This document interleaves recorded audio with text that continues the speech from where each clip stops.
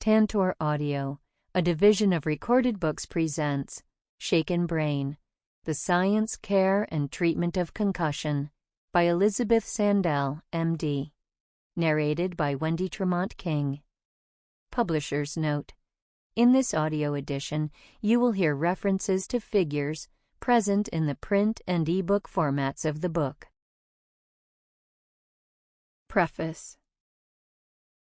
One of the most beloved and memorable films of all time, the 1939 movie The Wizard of Oz, has become an enduring icon of popular culture.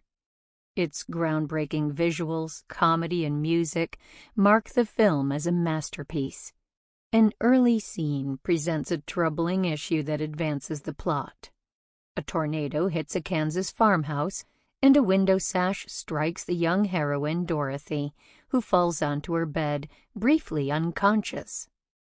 When her eyes open, the house is spinning, and then it makes a crash landing in the land of Oz, where Dorothy and her dog Toto begin their adventures.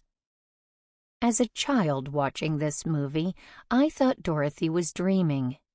But as an adult, I understand the fictional Dorothy has sustained a concussion.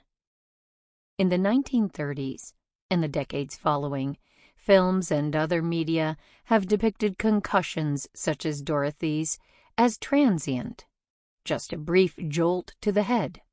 Slapstick comedians, bonk heads, and falling anvils flatten cartoon characters who bounce back instantly.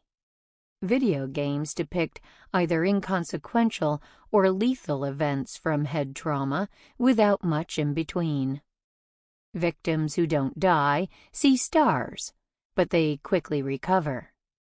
These portrayals convey the message, stored in our consciousness as children and young adults, that a concussion is a trivial matter, with no lasting consequences. As a physician, I have heard many concussion stories, but I have been especially struck by the number of serendipitous conversations I have had about concussion during the writing of this book with people who were not my patients. A college friend told me that she fell off a rocking horse at the age of 3. After the incident, she remained in a coma for a day, but fully recovered. Do you think the fall may lead to any problems later in life? She wondered. Another friend recounted that she had a sharp memory prior to having a concussion as a teenager, but now needs to write things down to remember them. Could that have been because of the concussion? She asked. An acquaintance wondered what I thought about her nephew's newly diagnosed seizure disorder. Might it be related to his several skateboard accidents? A woman I encountered while walking my family's French bulldog struck up a conversation with me about her brother-in-law. Could his dementia be related to the multiple concussions he experienced as a linebacker on his high school football team, like some of the NFL players? A focus in the media on sports concussion controversies and the accelerating pace of brain injury research has brought concussion into public view, and also likely increased the rate of concussion diagnoses. Yet, while this attention has heightened awareness of public health issues and risks for young athletes, the explosion of information has also created more questions than answers. Sports medicine physician Michael Collins and his colleagues at the University of Pittsburgh conducted a Harris Poll survey in 2015 to determine the extent of people's knowledge about concussion. They found that 9 in 10 Americans could not define a concussion when given 5 options.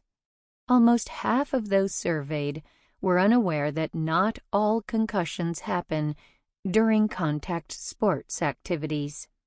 Only about 30% recognized that a concussion does not require a blow to the head, or that concussions can be treated. About 1/4 feared their life would change forever if they had a concussion. Only about half of those surveyed had confidence that coaches and school personnel had sufficient concussion education.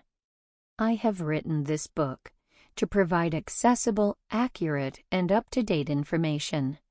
I answer typical questions about concussion science and concussion treatment within the limits of current and always evolving knowledge of the human brain. Whether you have personally suffered a concussion, or are a friend or family member of a concussion patient, a medical or care professional, or a coach or caseworker, this book will offer answers. My journey. My experience with concussion began in 1985, after my residency in physical medicine and rehabilitation, PM&R, and a fellowship in brain injury medicine. In my inpatient practice, I cared for patients in acute care hospitals, rehabilitation hospitals, and skilled nursing facilities. These patients had survived the most severe trauma to their brains and bodies. They included people in coma or living with other disorders of consciousness, as well as those who had emerged from coma with severe disabilities. We resuscitated and stabilized patients, treated them in trauma and rehabilitation hospitals, and eventually sent them home, sometimes to return to school or work. Many had visible permanent effects of trauma and physical and cognitive impairments that clearly limited their function and quality of life. In contrast, in my outpatient practice, I encountered another group of patients who had experienced one or more concussions. While these patients had non-life-threatening injuries, they improved slowly, and in some cases, they never recovered completely. These less-than-ideal outcomes occurred despite the fact that their injuries fell into the so-called mild category by clinical measures, and led them and their families and their doctors to expect a full recovery. Their injuries could not be located with X-rays, computerized tomography, CT scans, or laboratory tests, nor could these injuries be confirmed through a physical examination. Many patients experienced very severe symptoms: pounding headaches, disorienting vertigo, a spinning sensation, and balance problems, debilitating insomnia, tinnitus, ringing or buzzing in the ears, hypersensitivity to light and sound, blurred vision, irritability and difficulty concentrating, reading, and remembering. Some of these symptoms continued for months or even years, and these patients often had difficulty organizing their days and completing tasks, let alone enjoying life in any way. In some cases, other medical professionals had dismissed their symptoms as transient, imagined, or feigned, and sent them home either without a clear diagnosis or with a diagnosis of mental illness. Yes, anxiety, post-traumatic stress disorder, PTSD, depression, or another mental health condition can cause symptoms similar to those of a concussion. Sometimes having one of these conditions can exacerbate concussion symptoms. But even if patients had another condition, this often did not tell the whole story.